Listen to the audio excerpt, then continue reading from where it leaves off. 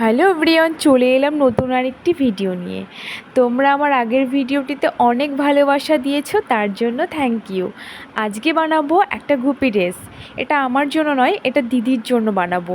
সামনে যেহেতু রথযাত্রা আছে, সেই জন্য দিদি পরবে গুপি ড্রেস। গুপি ড্রেসটা বানানোর জন্য আমি এখানে একটা শাড়ি নিয়েছি, আঁচলটাকে কেটে বাদ দিয়ে কোমরে পুরোটাই কুচি হবে।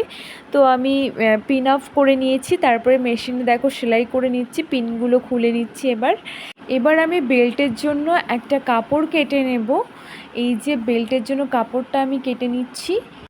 বেল্টটাকে এবার কোমরে মেজারমেন্ট অনুযায়ী সেলাই করে নেব, তারপরে কোমরের সাথে জুড়ে দিব। অ্যাটাচ হয়ে গেছে বেল্টটা। তারপরে দেখো ওপর দিয়ে একটা চাপ সেলাই দিয়ে দিয়েছি। লটকানের জন্য অনেকগুলো কাপড় কেটে নিয়েছি, ফিতে দিয়ে কোমরে ফিতে দিয়ে অনেকগুলো লটকান দিয়ে দিয়েছি। তারপর দেখো সাইডটা অ্যাটাচ করে নেওয়ার পর আমার গুপি ড্রেসটা পুরো কমপ্লিট হয়ে গেছে। আর এখানে বৌদি